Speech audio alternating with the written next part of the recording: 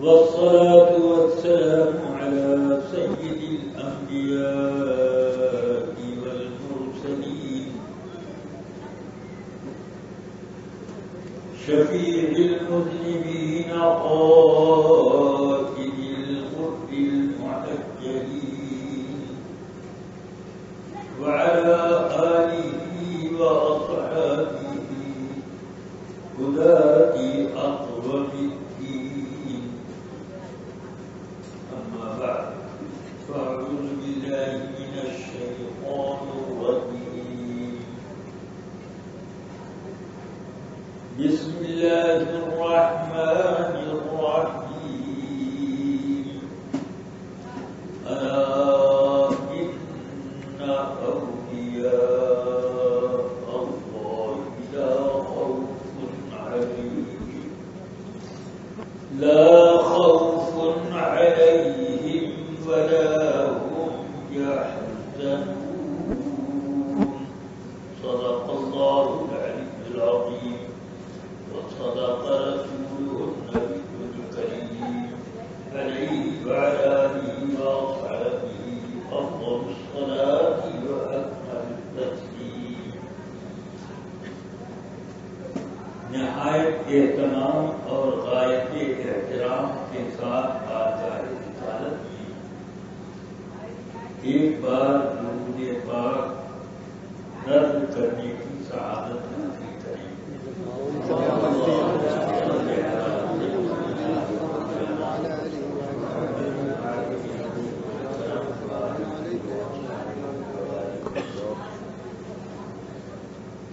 رفیقان گرامی اور عزیزان ملت، اللہ تعالی نے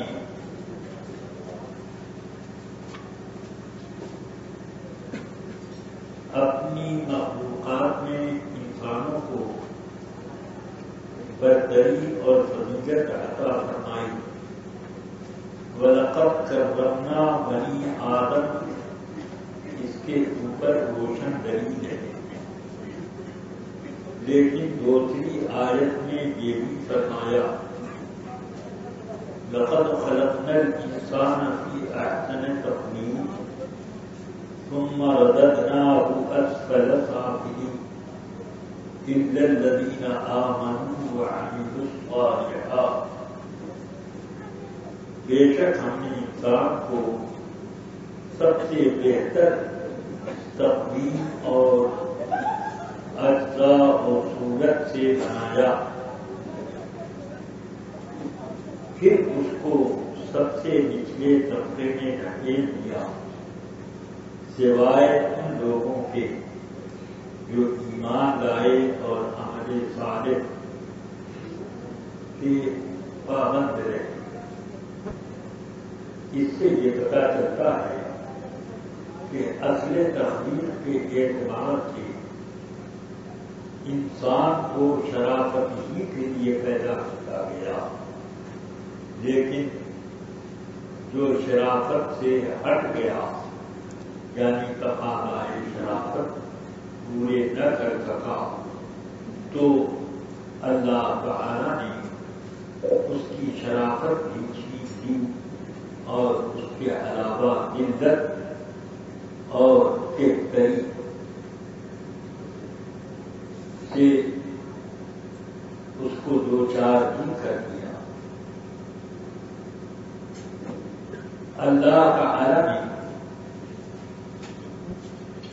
یہیں سے پتہ چلا کہ اللہ تعالی نے انسانوں میں دو قسمیں ضرور بنائی ہیں، ایک مومن اور ایک اسفل السافلین مخلوق وہ کفار. تو دو قسم کے لوگ ہو گئے، دونوں برابر نہیں ہیں. اللہ نے ہدایت کا سامان سب کے لیے دیا. اِنَّا هَدَيْنَاهُ السَّبِيلَ إِمَّا شَاكِرًا أَوْ كَفُورًا. ہم نے تو ہدایت کے اسباب مہیا کر دیے، رہبری کر دی، لیکن ان انسانوں میں دو قسم کے لوگ ہو گئے، یا تو شکر گزار بندے یا ناشکری۔ شکر گزار وہ ہیں جنہوں نے ایمان قبول کیا اور جنہوں نے اس سے منہ موڑا، وہ لوگ ناشکری ہیں۔ اب اللہ تعالی نے اپنے شکر گزار بندوں کو بھی ایک برابر نہیں رکھا، بلکہ ان کے اندر بھی مدارج اور مختلف طبقے بنائے۔ جس طرح سے اللہ تعالی نے سب کو خوبصورت نہیں بنایا، اور جس کو خوبصورت بنایا تو سب کو یوسف ہی نہیں بنایا،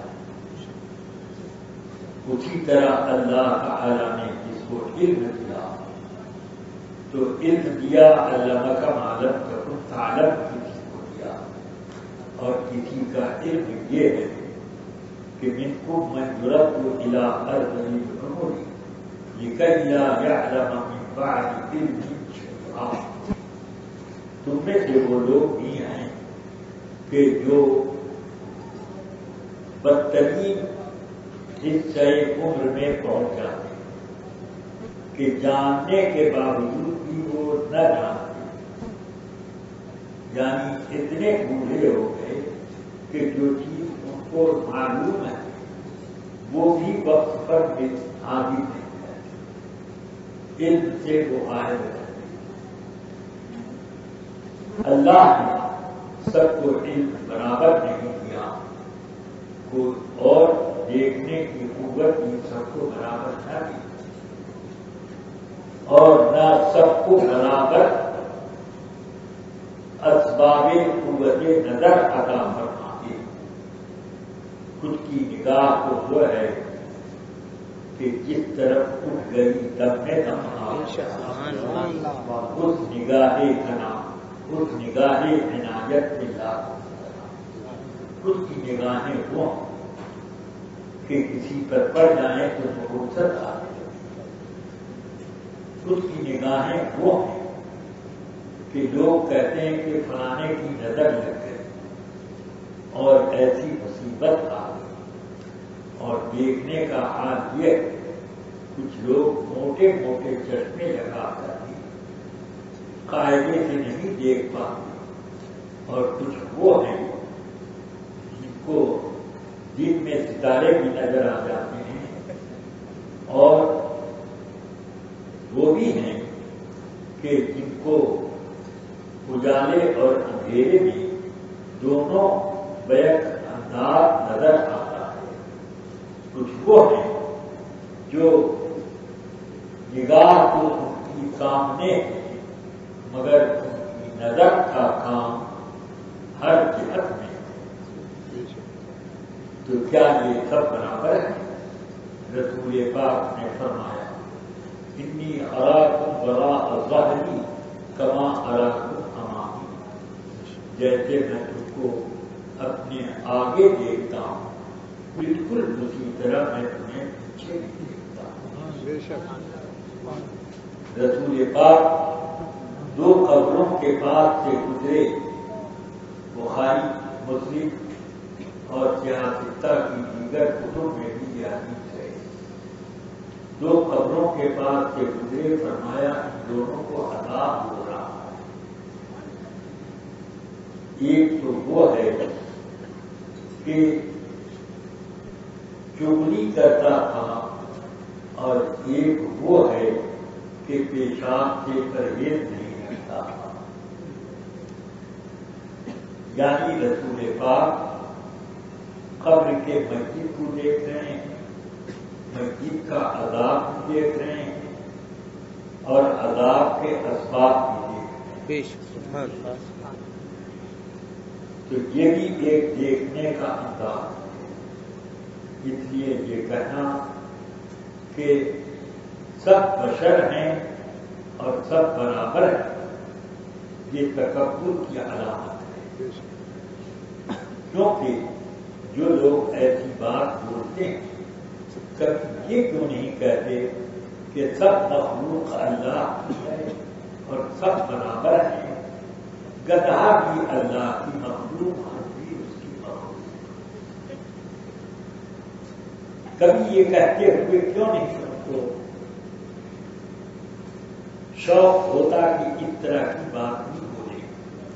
دراصل آدمی جب تکبر کے نشانے پہ آتا ہے تو بڑوں سے برابری کرتا ہے یا ان سے دو قدم آگے بڑھنے کا دعویٰ کرتا ہے، چھوٹوں کا وہاں ذکر نہیں کرتا، کیونکہ چھوٹے میں اب اپنی ذلت اور کمی کا احساس، اس وجہ سے ہم نے یہی طے کر لیا کہ یہ متکبرین کی علامت ہے۔ چنانچہ انبیاء کرام علیہ الصلوات والتسلیم قرآن پاک میں ان کی قوموں کی کئی مثالیں مذکور ہیں کہ ان انتم الا بشر مثلنا، اے نبوت کے دعوے کرنے والوں، تم لوگ تو ہمارے جیسے بشر ہو، یا ما نراک واتبعک الا اراذلنا وبادی الرأی،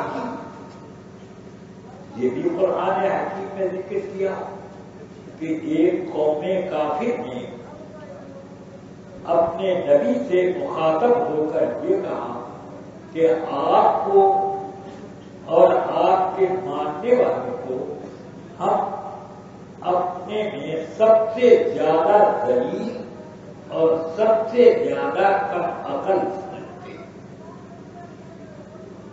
ایسے بھی لوگ تھے، تو کیا وہ تکبر نہیں تھا؟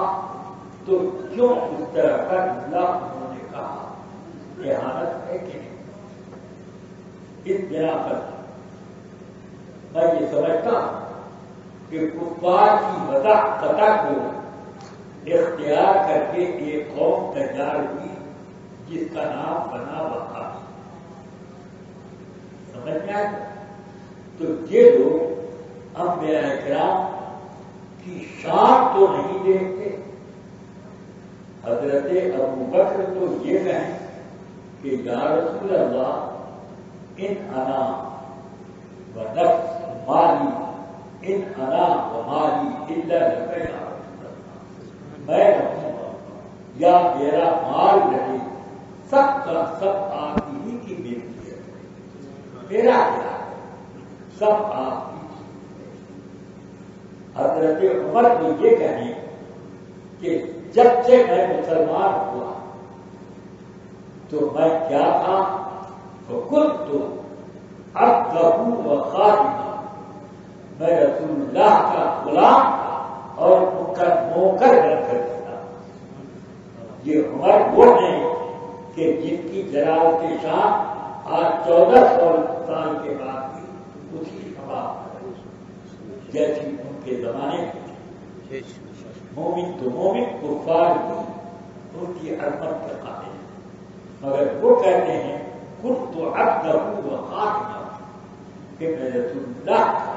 یہ بخاری میں جو الفاظ ہیں وہ الفاظ میں نہیں پڑھتے۔ اس طرح سے تمام لوگ یہ سمجھتے ہیں۔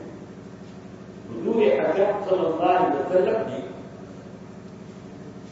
ربیعۃ الرائے کو دیکھا کہ وہ ربیعہ اسلمی کو دیکھا کہ انہوں نے حضور کے تحت وضو کے لیے تہجد کے وقت پانی رکھ دیا، وضو کا پانی رکھ دیا، سل مانگ لے، یعنی جو مانگنا ہے مانگ، اگر دینے پر قابل نہیں تھے تو ایسی بات کیوں ہے؟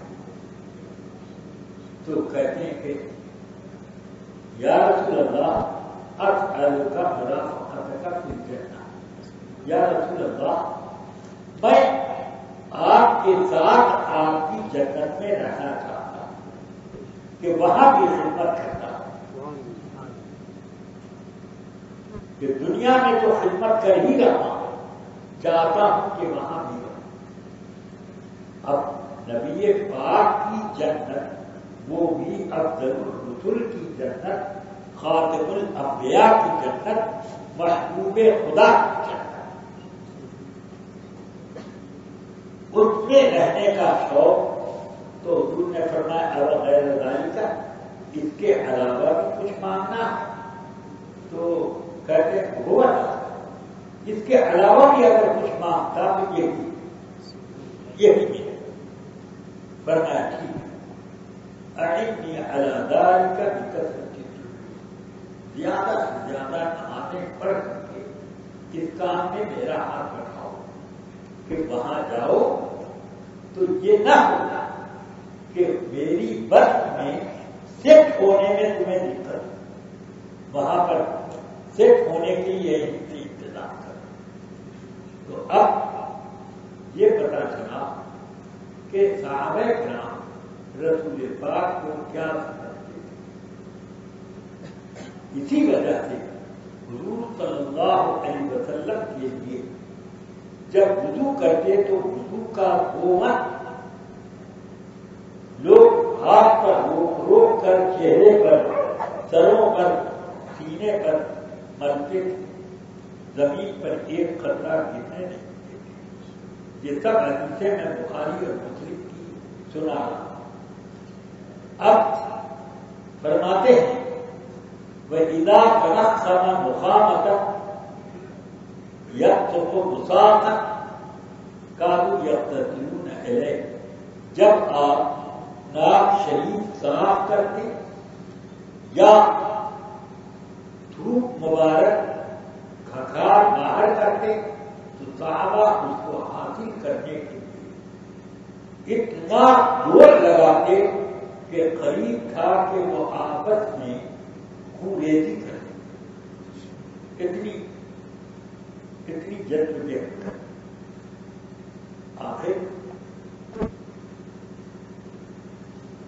اگر تمہارے برابر یا تمہارے جیسے تو تم بھی اپنے اللہ جی کا بیٹا حاصل کرنے کے لیے یا ان کا دھوپ اور کھکھار لینے کے لیے جدوجہد کرو، تو یہ اس وقت نہیں سمجھ میں آتا۔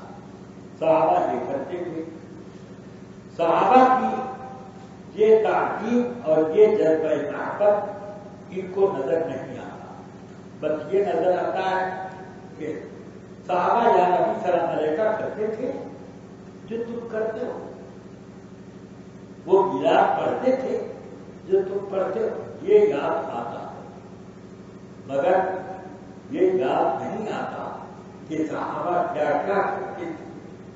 وہ بھی ذرا ہم رسول پاک کے بارے میں کچھ کہیں اور کچھ ان کی تعلیم کا جذبہ ظاہر کریں۔ اب چلیے، اللہ نے انبیاء کرام کو جو نعمتیں اور جو کمالات عطا، اس میں بھی کوئی ان کا شریک غیر نبی کوئی شریک نہیں۔ اب میں ایک مثال دوں کہ حضرت سیدنا موسیٰ اور سیدنا سلیمان علیہ السلام کا یہ واقعہ قرآن حکیم میں مذکور ہے کہ وہ اپنا ناؤ لشکر لے کر کسی راستے سے سفر کر رہے تھے، جا رہے تھے جہاد کے لیے۔ راستے میں وادی نمل ابھی 3 میل کے فاصلے پر تھی، جہاں پر چیونٹیاں ادھر ادھر بکھری ہوئی روٹی تلاش کر رہی تھی۔ وہ چیونٹیوں کی وادی 3 میل کے فاصلے پر تھی۔ تو قرآن عظیم اللہ میں فرمایا، اللہ نے وَقَالَتْ نَمْلَةٌ أَيُّهَا النَّمْلُ ادْخُلُوا مَسَاكِنَكُمْ لَا يَحْطِمَنَّكُمْ سُلَيْمَانُ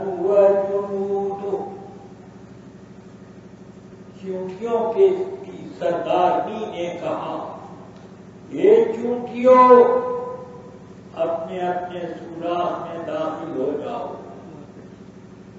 سلیمان علیہ السلام اپنا لشکر لے کر آ رہے ہیں. کہیں ان کے قدموں سے تم لوگ پامال نہ ہو جاؤ، بدل نہ جاؤ. اس لیے جلدی جلدی اپنے سوراخ میں داخل ہو جاؤ. 3 میل کا فاصلہ. مگر کمال ہے کہ اللہ نے چیونٹی کو دیکھنے کی کیسی قوت دی ہے کہ 3 میل دور لشکر ہے. سلیمان علیہ السلام نے وہ سلیمان علیہ السلام کو بھی اتنی دور سے پہچان رہے اور یہ بھی دیکھ رہی ہے کہ وہ لشکر لے کر ہے. کوئی وہابی جو چیونٹی کی آنکھ کی برابری کرنے کی طاقت رکھتا، جس کی آنکھ بھی تلاش کرنے کے لیے بہت غور کرنا پڑے گا، اور چھوٹی والی چونٹی ہو تو دوربین لگانی پڑے گی، خوردبین لگانی پڑے گی کہ کہاں اس کی آنکھ ہے، پاؤں میں ہے کہ دم میں ہے کہ سر پر ہے کہ دائیں بائیں کسی کے ہاتھ میں ہے. تلاش کرتے سمجھ گیا. مگر وہ کہاں پر تھے؟ سلیمان علیہ السلام کے بارے میں قرآن میں فرمایا اللہ نے فَتَمَثَّلَ ضَاحِكًا مِّن قَوْلِهَا. سلیمان علیہ السلام اس چونٹیوں کی سردار کی بات سن کر خوب کھل کر مسکرانے لگے. بولو کبھی چونٹی کی بات چیت آپ لوگوں نے سنی ہے؟ کوئی جو لوگ لڑکیوں کی برابری کا دعویٰ کرتے ہیں ان میں سے کسی موٹے ٹنڈے کو پکڑ کے اور اس سے پوچھو کہ کبھی چونٹی کی آواز سنی؟ اگر ہتھیلی پہ رکھ کے سنو تو نہ سنائی، کان میں ڈال دو تو وہ کبڈی کھیلے گی، اس کی آواز تو آئے گی. مگر جو چیخ چلا شور شرابہ کر رہے ہیں اس کی آواز نہیں، اس کے دوڑنے کی آواز تو آئے کہ ادھر سے ادھر آ گئی، مگر اس کے چیخنے چلانے کی آواز نہیں ہوتی. مگر واہ ہے اللہ کے پیارے نبی سلیمان علیہ السلام 3 میل کے فاصلے سے آج چونٹی کی گفتگو سماعت کرنا، اس کی بات سن کر مسکرانے لگے اور اللہ سے دعا کی رب اوزعنی ان اشکر نعمتک التي انعمت علی وعلى والدي وأن أعمل صالحا وألحقني بالصالحين. اے اللہ مجھے توفیق دیتا ہے کہ میں تیری ان نعمتوں کا شکریہ ادا کرتا رہوں جو تم نے مجھے نعمتیں دی، دیکھنے اور سننے کی کیسی نعمت، اور جو تم نے نعمتیں عطا فرمائی میرے ماں باپ کو، اور میں نیک عمل کرتا رہوں اور مجھے نیک بندوں میں رکھ لے. یہ بندگی کی دعا سمجھ میں آئی بات؟ کچھ لوگ مونچھ پر داؤ کھیلتے ہیں اور کچھ لوگ ایسی نعمتیں جب سامنے آتی ہیں تو اللہ کہ اللہ نے مجھے اتنی نعمت سے نوازا، اتنا مجھے انعام. اب آپ سوچو کہ یہ ہے سلیمان علیہ السلام، ایسے واقعات اس طرح کے مذکور خوارق عادات و معجزات موسیٰ علیہ السلام سے، عیسیٰ علیہ السلام سے اور بہت سے انبیاء کرام سے آپ کو نظر آئیں گے، جس کی مثال غیر نبی نے پیش کی، مگر یہ ایک قوم ایسی پیدا، تو وجہ کیا ہے؟ وجہ وہ ہے جو سرکار غوث اعظم النبوت تضل الالوہیہ، نبوت الوہیت کا پرتو ہے، اس کا مظہر الوہیت یعنی اللہ کی خدا کا خدا الہ کا، اس کا اللہ کا اگر کرے جلال و جمال کوئی ہے تو وہ انبیاء فرماتے والولایت ذل النبوت، اور ولایت جو ہے یہ انبیاء کرام کا جلوہ، اللہ کا جلوہ انبیاء کرام کا جلوہ، اور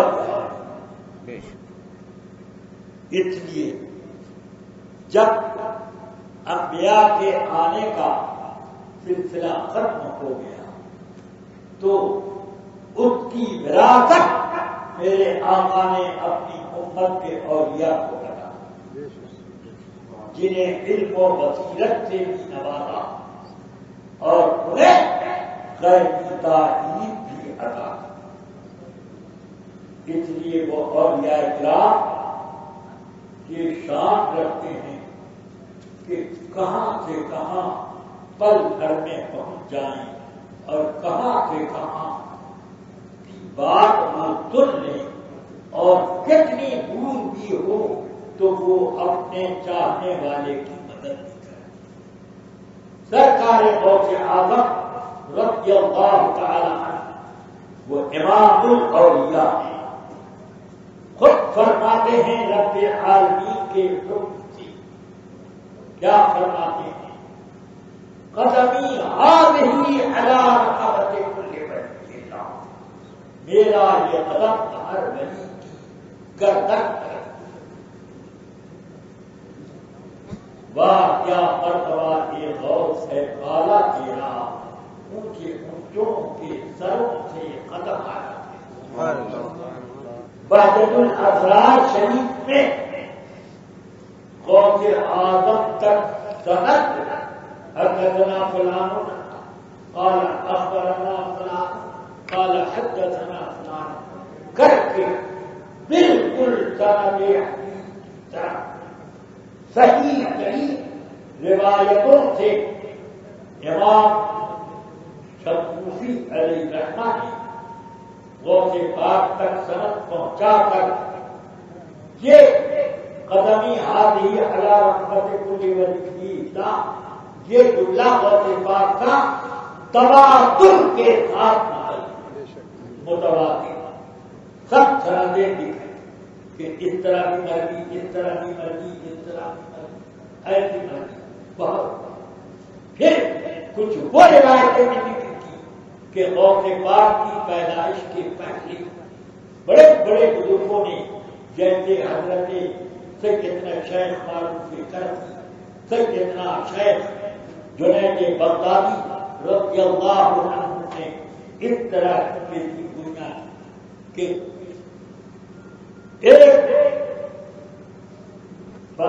ایک شخص عراق میں ایسے پیدا ہوگا جو منبر پر کے اعلان کریں گے کہ میرا یہ قدم ہر گردن، تم لوگ اگر ان کا زمانہ پانا تو ان کی پیروی کرنا۔ اس طرح سے ان لوگوں نے غوث پاک کے پہلے کے اولیاء کرام نے غوث پاک کے بارے میں کہا۔ یہ بھی روایتیں بہجت الاسرار کی۔ سیدنا شیخ علی ابن حجر الحیثمی رضی اللہ عنہ جو غوث پاک کے عزیز رہے خلفاء میں سے ایک ہے. فرماتے ہیں ہم لوگوں کو حکم تھا کہ جب بات ہمارا ہو تو تم لوگ سامنے بیٹھا کرو، قریب بیٹھا کرو. تو ہم لوگ قریب بیٹھتے تھے. فرماتے ہیں میں ممبر سے چپکا رکھا، ایک لوگ ممبر سے سٹا ہوا بیٹھا تھا. غوث پاک نے رات کے بیچ میں فرمایا میرا یہ قدم ہر گلی کی گردن. فوراً میں نے اپنا سر آگے بڑھایا، ممبر کی سیڑھی پہ رکھا اور غوث پاک کی کا قدم پکڑ کے اپنے سر پہ رکھا کہ اگر میں ولی نہیں ہوں تو قدم آ گیا اس وقت تو ولایت میں جائے. مگر جیسے ہی میں نے اپنے سر پہ قدم رکھا تو میں دیکھتا ہوں کہ اس طرح کے میرے درجات اونچے ہو کہ آنند آنند میں عرش کے نیچے پہنچا. نعرہ تکبیر، نعرہ رسالت، جشن غوث الورا، مسلک اعلی کیا کوئی جانے، میدان صدر الشریعہ، سر بھلا کیا کوئی جانے کہ ہے کیسا تیرا اولیاء بنتے ہیں آنکھیں کو تلوار. غوث پاک کے زمانے میں ایک اور بزرگ تھے، شیخ سیدنا شیخ محمد مغربی، جن کو شیخ المغرب کا کہ پچھم کے بزرگ کو، اور غوث پاک کو لوگ کہتے شیخ المشرق. پورب کے شیخ غوث پاک اور پچھم کے شیخ محمد مغربی.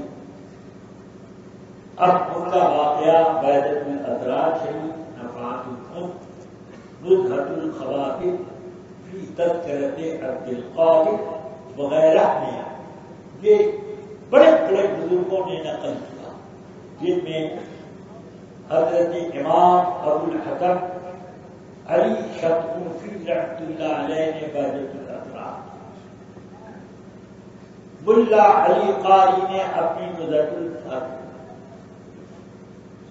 شیخ مولانا غلام محمد دہلوی رحمۃ اللہ علیہ نے اخبار الاخبار میں، شیخ ملا جامی علیہ الرحمہ نے نفحات الحب اس واقعے کو بھی کہ شیخ محمد مغربی رحمۃ اللہ علیہ اپنے مریدوں کے غربت میں بیٹھے ہوئے تھے، بالکل سکوت تاری تھا، کوئی بول نہیں رہا. اچانک شیخ مغربی کہتے ہیں اللہم انی اشہدک و اشہد ملائکتک انی سمعت و اطعت. اے اللہ میں تجھے گواہ بناتا ہوں اور تیرے تمام فرشتوں کو گواہ بناتا ہوں کہ میں نے سن لیا اور گردن جھکا. سب اچھبے میں پڑ گئے کہ نہ آگے کوئی بات نہ اور پیچھے کوئی بات، کیا کہنا چاہتے ہیں بات سمجھ نہیں آئی. ایک مرید نے عرض کی حضور آپ نے کیا کہا؟ ہم کو وہ بات سمجھ میں نہ آئی. تو فرماتے ہیں شیخ محمد مغربی علیہ الرحمہ اس وقت بغداد میں منبر پر کھڑے ہو کر شیخ عبد القادر نے یہ اعلان کیا کہ میرا یہ طلب ہر گھڑی کی گردن پر. تو اللہ کی طرف سے ہمارے دلوں میں الہام کہ گردنیں جھکا.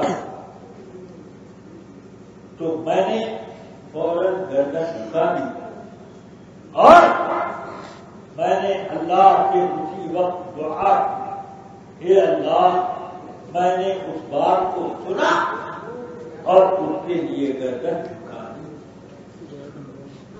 فرماتے ہیں اتنی پہ بات ختم نہیں، کہتے ہیں میں نے روئے زمین کے اولیاء کرام کی طرف نظر دوڑائی تو دیکھا سب کی گردنیں جھکی اور شیخ عبد القادر کی تعظیم کے لیے سب گردن جھکائے ہیں. کہتے ہیں صرف گردن پر نہیں سر آنکھوں پر بھی آپ کے نظر. یہ دل ہے جگر ہے یہ آنکھیں یہ سر جہاں چاہو رکھو قدم. اب فرماتے ہیں پھر اس کے بعد میں نے نظر دوڑائی قبروں کو دیکھا تو جتنے اولیاء کرام اپنی قبروں میں پہنچ چکے تھے وہی وہ اپنی گردن اور بطون بادر کا جائزہ ماں کے شکم میں جو بنی وہ وہیں پر اپنی گردن اور عالم ارواح میں جو بنی وہ عالم ارواح میں گردن. اب کہاں کہاں کے ولیوں کی گنتی کرو گے اور کس کو میں بتاؤں. ایک اس واقعے سے شیخ محمد مغربی کے واقعے سمجھ میں آتا ہے کہ تمام اولیاء کرام نے غوث اعظم کی تعظیم اور تقریب کے لیے اپنی گردنیں جھکائی. پھر فرماتے ہیں پھر میں نے اب نظر اٹھائی تو دیکھتا ہوں کہ سرکار دو عالم صلی اللہ علیہ وسلم جنت الفردوس کے فاٹک پہ کھڑے اور زمین سے آسمان تک اور جنت وہاں سے جنت کے فاٹک تک فرشتوں کی قطاریں لگی اور رسول پاک ایک ایک فرشتے کو ایک ایک خلعت دیتے ہیں. یہ لے جاؤ فلاں ولی کو دے دو اس نے میرے شہزادے کے لیے کرتے ہیں. نعرہ تکبیر نعرہ رسالت. یہ فلاں ولی کو دے دو یہ فلاں ولی کو دے دو. سب کو خلعت ولایت میرے آقا سرور عطا ہو گیا. اب اس کا معنی بالکل صاف ہو گیا کہ غوث پاک نے اپنی بڑائی کے لیے نہیں کہا ہے بلکہ اللہ نے اپنی بڑائی ظاہر کرنے کے لیے یہ اعلان کروایا ہے کہ جب میرا بندہ عبد القادر اس شان کا ہے تو قادر کی شان کا.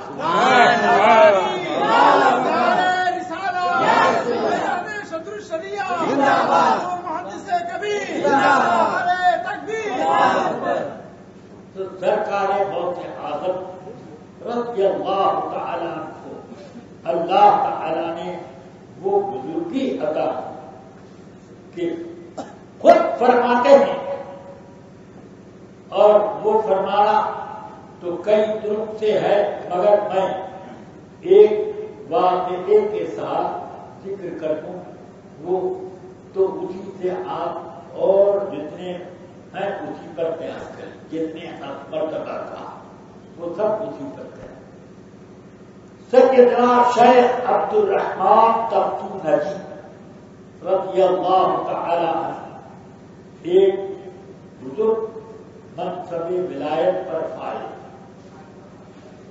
ایک روز وہ فرماتے ہیں انا بین الاولیاء کل کل یہ بین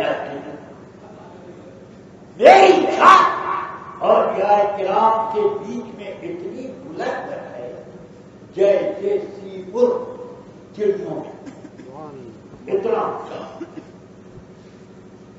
تو حضرت غوث پاک کے ایک مرید سید علی وہاں پر کمبل اوڑھے ہوئے بیٹھے تھے. انہوں نے اٹھا کے اپنا کمبل دیکھ لیا. کہیں کیا بولتے ہیں آج یہ مجھ سے مقابلہ کر لیجیے بہت بڑے ہیں آپ تو مجھ سے مقابلہ کر لیجیے.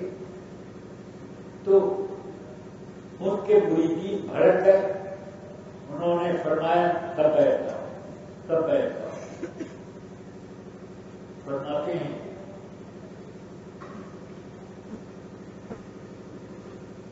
تم کس کے کے مرید ہو؟ میں شیخ عبد القادر کبھی، یہ کون ہے شیخ عبد القادر؟ میں نے تو ان کا نام بھی نہ سنا، کہ نام نہ سنا ہو مگر اس سے مقابلہ مریدین نے کہا حضرت بیعت کر رہے تھے، خبردار میں اس کی حالت کا جائزہ لے رہا ہوں، اس کا ایک ایک رومے سے نور کی برکات ہے، اور یہ اندر باہر انوار الہی میں ہوتا تھا، اس سے مقابلہ کرنے کی بات نہ کرو۔ فرمایا اچھا تم ان کے مرید ہو؟ وہ کہاں رہتے ہیں؟ بتا۔ اچھا ٹھیک ہے، کمبل اوڑھ لو اپنا۔ فقیر نے اپنا کمبل پھینک دیا تو اب یہ کمبل میرے بدن پہ نہیں آئے گا۔ وہیں سے اپنے گاؤں تہ جو کئی میل کے فاصلے پر ان کا گاؤں تھا، وہیں سے اپنی بیوی کو آواز دی، فاطمہ میرا کرتا لے کر آؤ۔ میں نے کمبل آج سے پھینک دیا، اب کرتا پہن، کرتا لے کر، تو وہ وہاں سے کرتا لے کر آئے۔ سبحان اللہ، کہاں تک آواز ایک مرید نے۔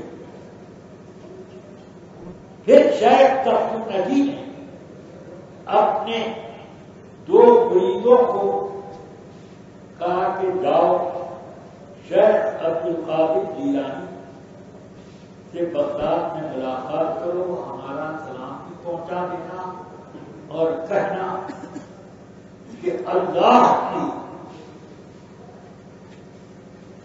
وہ بزم خاص جہاں پر مخصوص اولیاء کرام جمع ہوتے ہیں، اس نے آتے جاتے کبھی آپ کو دیکھا نہیں، آپ کو ولایت کیسے دی؟ تو غوث پاک کی طرف وہ لوگ چلے، ادھر غوث پاک رضی اللہ تعالیٰ عنہ نے اپنے دو مریدوں سے فرمایا یہ ہدیے تحفے دو اور لے کر جاؤ، تفسیرت میں شیخ عبد الرحمان تفسیر ملیں گے، ان کی خدمت میں پیش کر دیا۔ راستے میں ان کے بھیجے ہوئے دو قاصد آ رہے ہیں، ان کو بھی واپس لے اور ان کے سلام کا جواب بھی دے دینا اور میری طرف سے سلام بھی کہہ دینا اور کہہ دینا کہ آپ تو اس بزم خاص میں آپ راستے سے جاتے ہو، وَأَنَا أَدْخُلُ مِن بَابِ الدِّرْ، اور میں تو رازدارانہ ایک راستہ ہے جس سے میں ہی جا سکتا ہوں، اس سے میں مانتا، اور تمہیں یاد نہیں ہے کہ ولایت تمہیں فلاں تاریخ کو میری ہی ہاتھ سے اور میں نے اس ولایت دینے کے وقت تم کو جو خلعت پہنائی تھی، اس خلعت کا نقش قل هو اللہ احد یاد کرو۔ ادھر سے بیچ راستے میں غوث پاک کے بھیجے ہوئے قاصدوں کو ادھر کے قاصد مل گئے، یہ ان قاصدوں کو لے کر واپس جائیں گے، چلو تمہیں ادھر بغداد جانے کی ضرورت نہیں، ادھر واپس پہنچے۔ شیخ عبد الرحمان تفسیر الندی کی خدمت میں غوث پاک کا پیغام بھیجا، پہنچایا کہ آپ سے حضرت شیخ عبد القادر نے سلام کا جواب بھی دیا ہے اور سلام بھی کہا اور یہ ہدیے بھی دیے، اور انہوں نے فرمایا کہ آپ تو عام راستے سے جاتے ہیں اس بزم خاص میں، اور میں باب پھر رازدارانہ راستہ جو ہے اس سے جاتا. اور انہوں نے یہ باتیں آپ کی ولایت سے بتائی. کہتے ہیں کہ لقد صدق شیخ عبد القادر نے بالکل صحیح کہا. میں نے ان کو نہیں پہچانا، انہی نے مجھ کو ولایت دی، انہی نے مجھے خلعت قل هو اللہ احد پڑھائی. اب مجھے سمجھ میں آتا ہے شیخ عبد القادر تو تمام ولیوں کے سردار ہیں، انہی کے ہاتھوں سے لوگوں کو ولایت بھی ملتی ہے اور ولایت کے درجات بھی ملتے ہیں. جس کو چاہتے ہیں قطب بناتے ہیں، جسے چاہتے ہیں ابدال بناتے ہیں، جسے چاہتے ہیں وہ اوقات افراد وغیرہ جو بھی درجہ چاہیں وہ عطا کرنا. چنانچہ ایک روز آدھی رات کے وقت غوث پاک اپنے حجرے سے نکلے جو مدرسے کے اندر ہوتا تھا. غوث پاک کا جو مدرسہ اس میں آئے اور آ کر چپکے سے مدرسے کا پھاٹک کھولا اس طرح سے کہ تالے پر ہاتھ رکھا طرف. غوث پاک کے خادم نے دیکھا کہ آپ نکلے اور چپکے سے گیٹ کی طرف جا رہے، کیا ماجرا ہے؟ اکیلے نہ کسی کو لیا نہ دیا اور چلے جانے آدھی رات کو. اور جیسے کیا تالا کھل گیا اور پھر اپنے سے پھاٹک بھی کھل گئے. غوث پاک باہر نکل گئے، چپکے کے پیچھے نلی باہر نکل گئے اور پھاٹک پھر بند ہو گئے. اور غوث پاک چلتے رہے اور میں فاصلہ بنا کر پیچھے چلتا. پیچھے چلتے چلتے ایک ایسے مقام پر پہنچے جو بالکل سناٹے کا تھا. اس میں کسی کے سسکنے کی رونے کی آواز آ رہی. تو غوث پاک رضی اللہ تعالی عنہ کھڑے انتظار کرتے رہے. اتنے غوث پاک نے فرمایا کہ ان کا جنازہ لایا جائے. جنازہ آیا، نماز پڑھا. فرمایا قسطنطنیہ میں جو چرچ ہے اس کے بڑے پادری کو پکڑ کے لایا تو حضرت خضر علیہ السلام اس پادری کو آنن فانن وہاں پہنچایا. آپ نے اس پر ایک نظر ڈالی، پھر فرمایا پڑھو کلمہ ترجمہ لا الہ الا اللہ. سینے پہ ہاتھ رکھا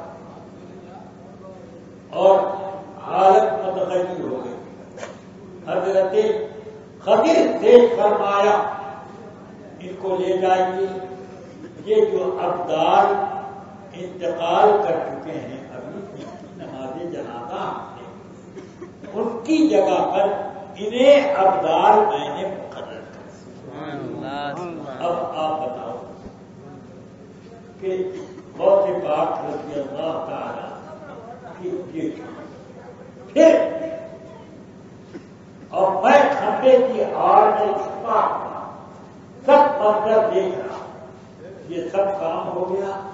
غوث پاک واپس آنے لگے تو میں بھی کھمبے کے پیچھے سے چھپ چھپا کر اسی طرح پیچھے پیچھے چلا اور جب مدرسے کے دروازے سے پر پہنچے تو دروازہ خود سے کھل گیا، اندر آ گئے اور میں بھی سرپٹ اندر رہ گیا.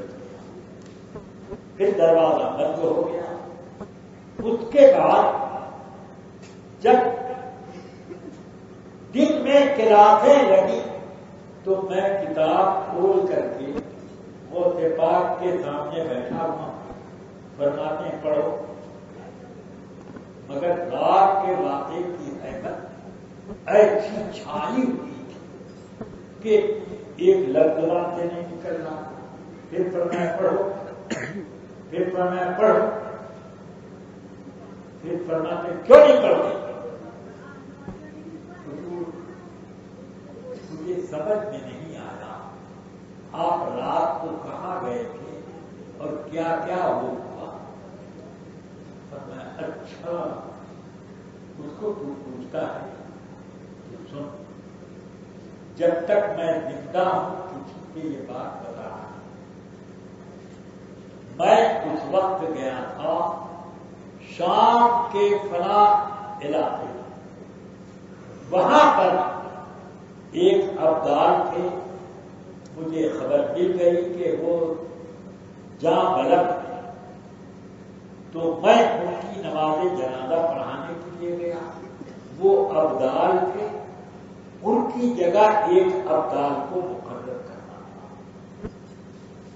یہ کل واقعہ ہے، مگر یہ تم میری حیات بھر کسی سے مت بتا. اب اس سے آپ اندازہ کریں غوث پاک کو اللہ نے کیا کیا قوتیں عطا. سبحان اللہ سبحان اللہ.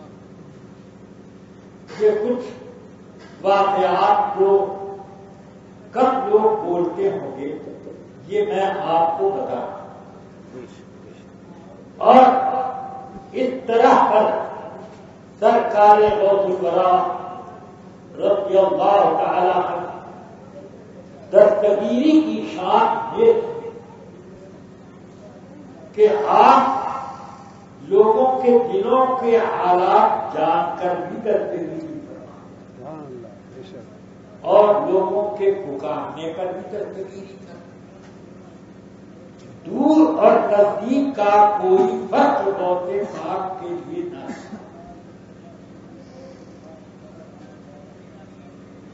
خود فرماتے ہیں کہ جدی علی مریدی کالسماء علی الارض، میرا ہاتھ مریدوں پر ایسے شامیانہ بن کر ہے جیسے آسمان کا شامیانہ پوری زمین پر. زمین کا کوئی کونا، زمین کا کوئی کونا آسمان کے باہر ہے نہیں. تو مرید غوث پاک کا دنیا کے کسی کونے میں ہے، مگر میرے شامیانے دستے دستے قدرت کے نیچے ہے. فرماتے ہیں غوث پاک رضی اللہ عنہ میرا مرید اگر پورت ہے اور میں پر چھپ رہا ہوں، مگر مرید ہو گئی وہ مرید نہیں جو غوث پاک کو یا غوث المدد بھی کہتا اور وہابی سے دوستی بھی کہا. غوث پاک کے گالی دینے والے کو دوست بھی بنائے، اتحاد اور غوث پاک المدد بھی کرے تو وہ مرید ہے. وہ تو مرید کا مرید بنا ہوا جو ایسے لوگوں کی بات سچا مرید ہو. تو فرماتے ہیں میرا مرید پورب میں ہو، میں پچھم میں رہوں. اس کا اگر صدر کھل جائے تو میں چھپا وہی سے چھپا. یہ شان ہے سرکار غوث پاک. حضرت سرکار غوث پاک رضی اللہ تعالی عنہ جمعے کی نماز پڑھنے جا رہے ہیں، ساتھ میں خادم بھی ہے. جو آدمی راستے ملتا السلام علیکم کر کے اپنا راستہ ہے، السلام علیکم السلام علیکم اپنے اپنے راستے پر. مرید کے خادم کے خیال میں یہ بات آئی کہ حضرت تو جب باہر نکلتے ہیں تو بھیڑ لگ جاتی ہے، بے بلائے جلوس بن جاتا ہے. اور آج تو جس کو دیکھو سلام کیا اپنا رکھتا نہیں. آج حضرت کی شان ذرا کھل نہیں پا رہی, مزہ نہیں آ رہا. اتنا سوچا ہی تھا, ادھر سے ادھر سے ادھر سے ادھر سے بھیڑوں کا طوفان آیا. اب خادم صاحب کو دھکے لگے, کئی گل پیچھے چلے. اب پیچھے سوچنے یار وہ اکیلے تو اچھا تھا کہ کم سے کم حضرت کے قریب تھا میں. اب تو دھکے کھانے پڑ رہے ہیں, کہاں سے کہاں تک پہنچے. تو سرکار غوث پاک کھڑے ہوتے, مڑ کے فرماتے تم ہی میرا خیال کیا تھا کہ اچھا نہیں لگتا, مزہ نہیں آ رہا ہے, اور جب ہم نے بھیڑ اکٹھی کر دی تو تمہیں کو برا بھی لگ رہا ہے. تمہیں پتا نہیں کہ اللہ نے انسانوں کا دل عبد القادر کی مٹھی میں, جب چاہتا ہوں ادھر کھینچ لیتا ہوں, جب چاہتا ہوں ادھر. قربان جائیے, یہ سرکار غوث پاک آپ پر قربان جائیں, کتنا کرم ہے ہم غلاموں پر کہ ہمارا دل اپنی طرف کتنوں کا دل دوسری طرف موڑ دیا ہے. کسی کا دل نرد کی طرف موڑ دیا ہے, کسی کا دل ابن تیمیہ کی طرف موڑ دیا ہے. جہاں جس کو چاہو, ہمارا دل تو کم سے کم اپنی طرف کھینچ کے رکھا. سرکار کا نہیں کرم. سرکار غوث الورا رضی اللہ تعالی عنہ دلوں کے حالات تو وہ ہیں اپنی جگہ. کسی کو سودے میں خواب بھی نظر آ جائے وہ بھی دیکھ. سیدنا شیخ ابو المعالی رضی اللہ تعالی عنہ غوث پاک کے خلفاء میں سے ایک بزرگ فرماتے ہیں, مجلس رات میں سامنے ہی بیٹھا تھا, اتنے مجھے نیند آ گئی. بیٹھے بیٹھے جیسے لگتے ہوئے بھی شاید ایک آدمی دھوکہ لے رہے ہیں, تو ویسے ہی مجھے نیند آ گئی. اور میں اس نیند میں کیا دیکھ رہا ہوں کہ سرکاری دکان رسول اکرم مالک ہر تو عالم تشریف لائے,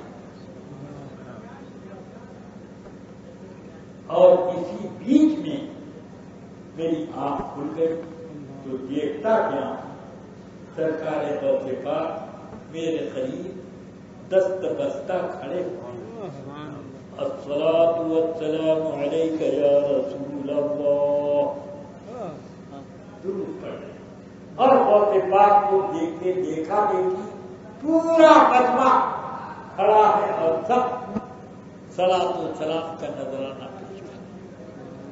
اب میں آپ کھلی تو ہڑبڑا گیا. غوث پاک نے مجھ کو جھوٹے میں دیکھ لیا کیا؟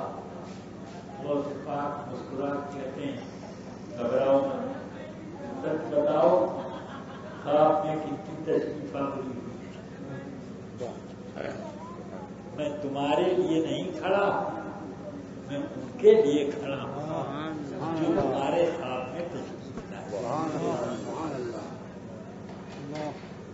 تو اب ایسی شان جس کو حاصل ہو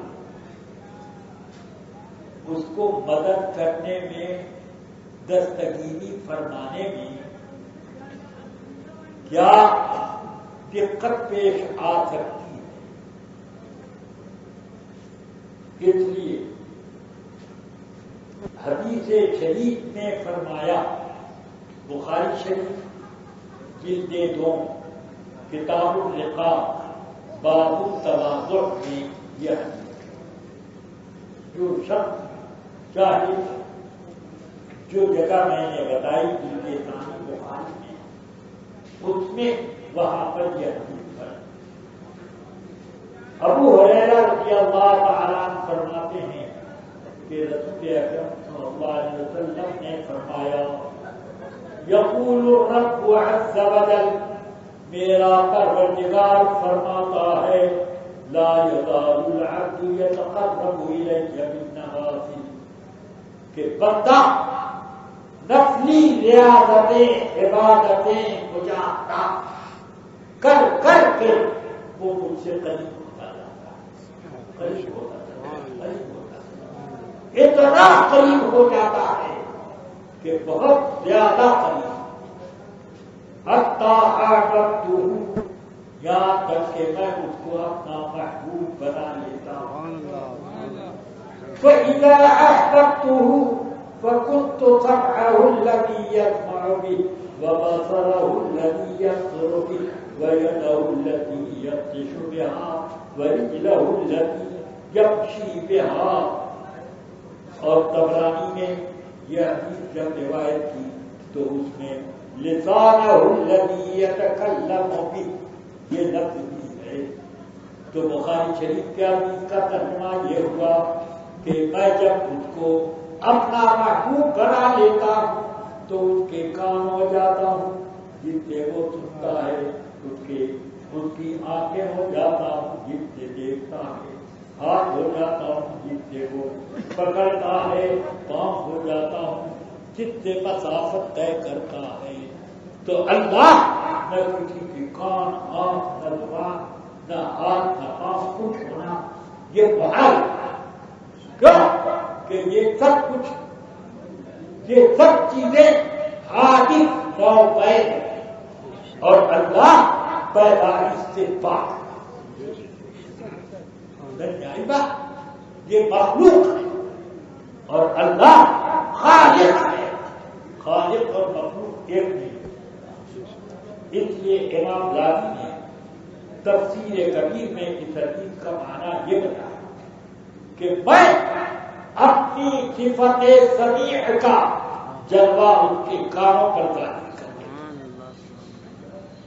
اس لیے اب سنے گا تو سنائی اس کو میری صفت کے جلووں سے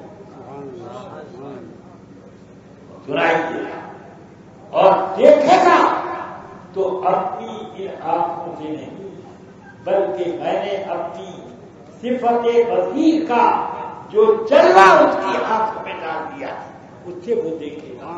اجالے میں دیکھے گا، اندھیرے میں دیکھے گا، نزدیک دیکھے گا، دور دیکھے گا، آگے دیکھے گا، پیچھے دیکھے گا، موجود بھی دیکھے گا اور معبود بھی دیکھے گا اور جو موجود ہونے والا ہے وہ بھی سب. اس لیے اب آپ کو کرنا چنانچہ مجھے ایک واقعہ یاد آیا جو حضرت شیخ محمد مولانا عبدالحق محدث دہلوی رحمۃ اللہ تعالی علیہ کے حالات میں لکھا. وہ علم دین اور علم حدیث پڑھنے کے لیے مدینہ منورہ میں اپنے شیخ علی متقی برہان پوری علیہ رحمہ کے پاس رہتے تھے. علم اور فضل و کمال سے برستا جب بھی مدینہ منورہ نہیں چھوڑا وہیں پر درس و تدریس بھی رکھتی. درس اپنی درسگاہ جاری کرتی، درس دیتے. رسول پاک کی طرف سے اشارہ ہوا عبدالحق ہم نے تمہارے لیے ہندوستان منتخب کر دیا. وہاں اکبر کے ابنیں کھڑے ہو گئے. اکبر کا دین الہی نکلا تھا تو اکبر نے نئے نئے فتنے جگائے. جاؤ ہم فتنوں کا سردیباب اور علم دین اور علم حدیث کی اشاعت. تو شاید فرماتے ہیں میں دارالقطار رونے لگا، روضہ اقدس پر میں نے حاضر ہو کر بار بار عرض کی کہ سرکار میں مدینہ چھوڑ کر گئی فراغ عرض سے کیوں آئے فرش گھٹی پر، فراغ عرض سے کیوں آئے فرش گھٹی پر، مدینہ چھوڑ کر ان کا دیوانہ نہ جائے کیسے نہ جاؤ یا رسول اللہ، یہاں جب عشق بیدار ہوتا ہے حاضر صبح و شام کی حاضری تو غیب سے ندا آئی، عبدالحق ہم نے تمہارا دل ہندوستان کے رکھ لیا لیے دے دیا اور رات مدینے کے لیے دے دیا، تو اس لیے شیخ محمد عشاء کی نماز اپنی مسجد میں پڑھا، اس کے بعد حجرے میں چلے جا، حجرے کا دروازہ اندر سے بند کیا اور دیکھنے والے ان کو مدینہ پاک میں روضہ اقدس کے سامنے رات بھر کھڑا کر دیا۔ جب ہندوستان میں فجر کی اذان ہوئی، حجرے کا پھاٹک کھلا، شیخ نے ہر رات مدینے میں ہر دن عشاء کے وقت تک کا ہندوستان میں دیکھ بولو، یہ غوث پاک کے غلاموں میں سے ایک غلام، ان کے عقیدت مندوں کی ایک امام، جیسے اعلیٰ حضرت نے اپنے بارے میں فرمایا کہ میری قسمت کی قسم کھائیں زکانے بتا، میری قسمت کی قسم کھائیں زکانے بتا، ہند میں رکھ کے بھی دیتا ہوں پہلا دیتا ہوں۔ یہ سرکار سیدنا شیخ عبدالحق محمد دہلوی رحمۃ اللہ تعالی علیہ، جن کے بارے میں ان کے زمانے سے لے کر آج تک کے علماء کا اتفاق ہے کہ انہوں نے بہت کتابیں لکھی، مگر ان کی کتاب میں کوئی لفظ غلطی کا نہیں ہوتا، بہت کتابیں لکھی، حالانکہ زیادہ کتاب لکھنے والے تھے زیادہ غلط، مگر اس سے غلط نہیں، سب فیضان کرم تھا غوث پاک کا بھی اور غوث پاک کے نانا خان تھا۔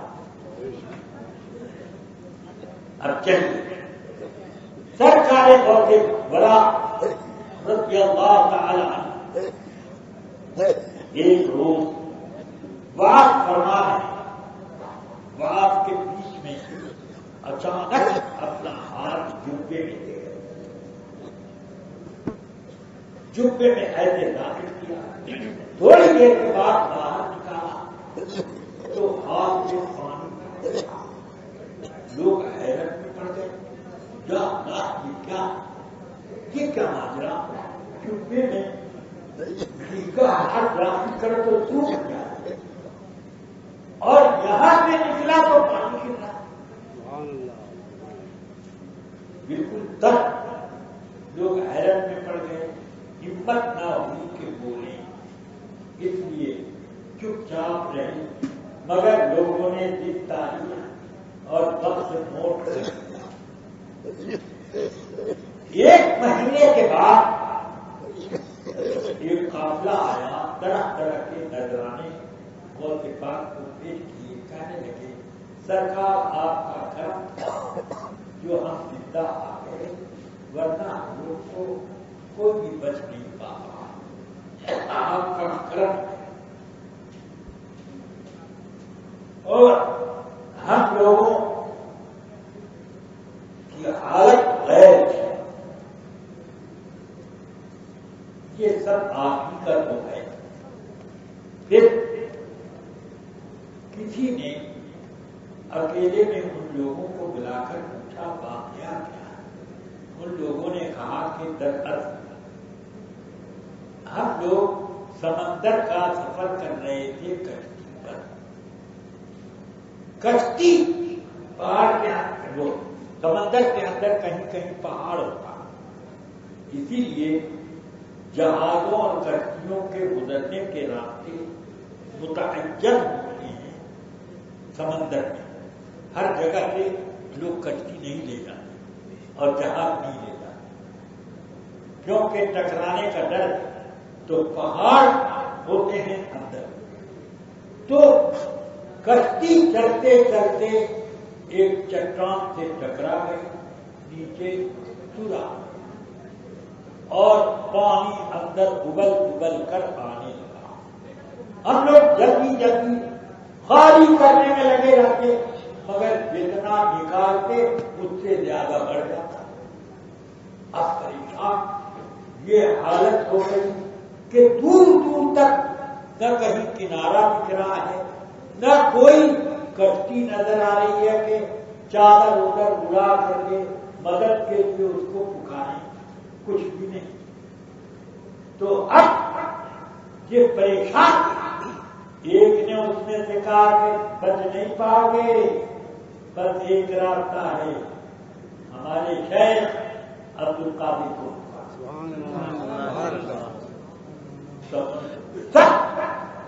کھڑے ہو گئے اور پکارنے لگے، یا شیخ عبد القادر ادرکنا، اے شیخ عبد القادر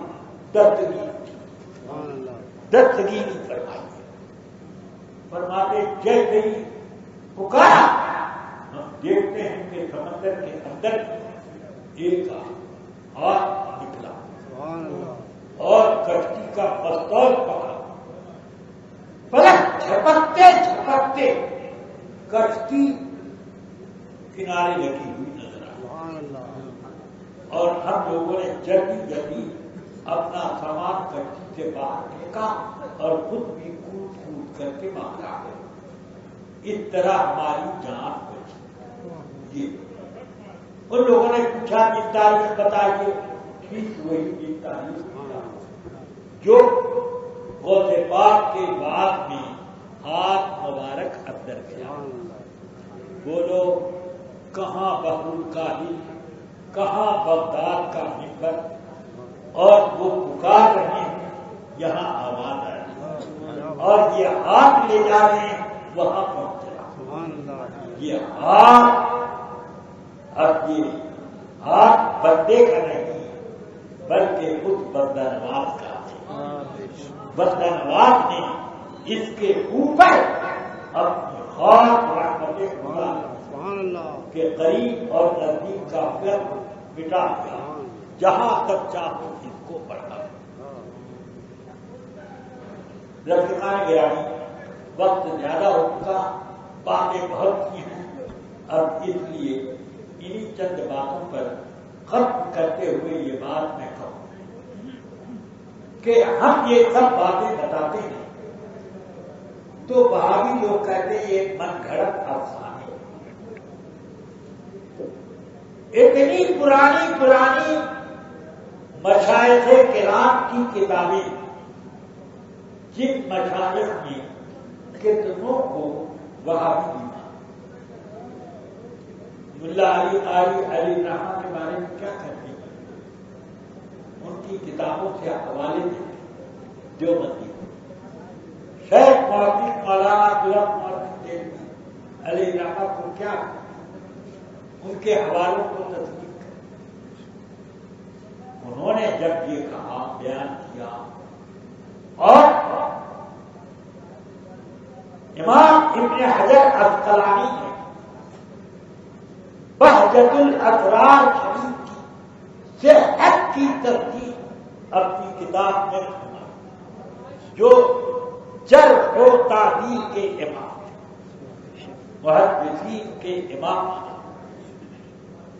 امام جلال الدین سیوطی علیہ رحمہ سے پہلے کے لیے چند سال پہلے بڑے جدید محدث مانے جائے، اور انہوں نے اس کتاب کتاب کی تعریف کی، جس کتاب میں غوث پاک کے مراتب ہیں. اب یہ کیا ہے؟ مگر چلو ان کی بات کا یہ اور کیا جواب ہے. ایسے واقعات ہمارے تو آپ اس کو من گڑت نہ ہو، اور یہ لوگ خود اپنے مولویوں کے جب واقعات بیان کرتے ہیں تب کیوں نہیں سمجھتا؟ الجمیعت نمبر میں کیا یہ مضمون نہیں لکھا کہ شیخ الاسلام اتنے بڑے بزرگ تھے، یعنی مولوی حسین احمد کانوی جو اپنے کو مدنی کہتے ہیں، مولوی حسین احمد کتنے بڑے بزرگ تھے، ان کے دائیں نور، ان کے بائیں نور، ان کے آگے نور، ان کے پیچھے نور، ان کے اوپر نور، ان کے نیچے نور، وہ نور علی نور، خود بھی نور اور نور علی نور. یہ تعریف کتنی بڑی تعریف ہے، اور رسول پاک کو نور مانتے ہوئے ان کو درد آنے لگے، اور نور ان کو کہہ دیا. اور اسی الجمیت نمبر میں بہت سی کرامتوں کے بیچ میں ایک طرح کی کرامت یہ ہے، کہتے ہیں کہ حضرت شیخ الاسلام سرائے میر تشریف لائے. جب ٹرین سے اترے گھوڑا تیار تھا، اس پر بٹھا کر آپ کو لے جانے لگے. اچانک موسلادھار بارش ہونے لگی، سارا مجمع گیا، مگر حضرت کو دیکھا کہ آپ کا گھوڑا چل رہا ہے، جیسے جیسے بڑھتا ہے ہر طرف ان کے چاروں طرف بادل کا ایک بارش کا ایک خطرہ اس کے اوپر نہیں گرتا. منزل تک یعنی اپنی قیام گاہ تک پہنچ گئے، اور جب وہاں پہنچے تو بدن پر ایک پانی کی ایک چھینٹ، ایک بوند نہیں تھی. سمجھے نا؟ یعنی وہ چل رہے ہیں تو بادل تاک کر کے ایسے ادھر بڑھتا ادھر، اور جیسے جیسے گھوڑا چل رہا ہے ویسے یہ بھی چلتا کہ اس میں نہ ایسے. اب یہ افسانہ ضرور ہے، مگر یہ تو ان کے شہر کی کرامت ہے، تو یہ تو سب بالکل ٹھکانے. یہ اس طرح کے ایک دو واقعات نہیں، سینکڑوں واقعات. اور اسی لیے زلزلے میں ہمارے ماموں جان علامہ ارشد القادری صاحب نے ایسا زلزلہ قائم کیا ہے کہ وہابیت کی پوری دیوار اٹھی گئی. ہاں، جڑیں کھوکھلی ہونے کہ تم ایک طرف یہ کہتے ہو اور ایک طرف تمہارے بزرگوں کی یہ تو. اب مجھے یہ کہنا ہے کہ سب کو ایک راستہ اختیار کرنا، راہ ہدایت یا راہ گمراہی، ایک پر رہنا چاہیے. یہ دونوں ہاتھ کا لڈو یہ سمجھ سے باہر آتا ہے، یہ ہدایت کے منافق. تو اس لیے قرآن مجید نے فرمایا من یتولہ منکم فإنہ منہم، جو ان سے دوستی کرے وہ بھی انہی میں سے. بے شک بے شک بے شک. جو یہودیوں کے بارے میں ہوتی، جو ان یہودیوں سے دوستی کرے وہ بھی یہودیوں میں. اب ذرا آپ سوچ، یہ قرآن میں یہودی کے بارے میں کہا تو اس سے بات سمجھ میں آتی ہے ہر غیر ہر مخالف اسلام کا نہیں. اس طرح پر اللہ ہماری حفاظت. وہابیہ کے جواب کے لیے میرے پاس قرآن مجید کا صرف ایک لفظ ہے. اللہ نے فرمایا الا ان اولیاء اللہ، سن لو، دل کا پھاٹک کھول کے سنو، کہ اللہ کے دوستوں ولیوں کو کوئی ڈر نہیں، لا خوف علیہم، کوئی ڈر نہیں۔ اب مجھے بتاؤ دنیا میں کون ہے جو ڈرتا نہیں؟ موت سے ڈرتے ہو؟ یہ چھتر جہاں نکل جائے ایسے ایسے لوگوں کی چوٹ سانپ آ جائے تو سارا بندہ تھا، یہ کتا اگر کود جائے تو لوگ کھڑبڑا جائے، اور یہ کوئی باولا سانڈ آ جائے تو کیا ہوگا؟ اللہ بچائے۔ ایسے ایسے ڈرپوک لوگ دنیا میں ڈر سے پاک میرا پروردگار اللہ کو بیچے ڈر سے پاک۔ اس رب جلیل نے اپنے محبوبوں کو بھی ڈر سے پاک بنا دیا۔ تو ایک ڈرپوک لوگوں، اگر تم ڈر سے بچنا چاہتے ہو تو ڈر سے پاک لوگوں کے دامن میں آ جاؤ۔ اللہ نے قرآن میں یہ آیت کیوں فرمائی کہ اللہ کے دوستوں کو کوئی ڈر نہیں؟ کیوں فرمایا؟ کوئی نماز کا مسئلہ، روزے کا کوئی مسئلہ، حج کا کوئی مسئلہ، زکات کا کوئی جزیہ، کیا کیوں یہ ولیوں کے لیے کہا کہ ان کو ڈر نہیں؟ کیوں کہا؟ یہ اسی لیے تو کہا کہ لوگوں اس کو ڈر نہیں ہے تو لوگ ڈرپوک۔ تو اگر تمہیں ڈر ہو رہا ہے تو ان کے دامن میں آؤ، ان کے ساتھ رہو۔ اسی لیے قرآن میں فرمایا ان رحمت اللہ قریب من المحسنین، اللہ کی رحمت محسنین سے قریب ہے۔ یعنی جو آدمی اپنے اندر محرومی پاتا ہے اسے اللہ کی رحمت کی ضرورت ہے اور رہے گی تو وہ محسنین کا قریب آ جائے تاکہ رحمت اوپر بھی کرے۔ اس لیے آپ سب کے لیے ان بزرگان دین سے رابطہ رکھنا لازم۔ اللہ رب جلیل مجھے آپ کو تمام اہل سنت کو قول پاک کی غلامی پر قائم رکھے، اپنے محبوب نبی کریم اکرم نور مجسم صلی اللہ علیہ وسلم کا سچا غلام در غلام بنا کر کے اور کسی پر اپنے موت سے اللہ ربنا انا علی سنت والجماعت وإلا توفیتنا فتوفنا علیک۔ یا اللہ تو کریم ہے، تیرے محبوب کریم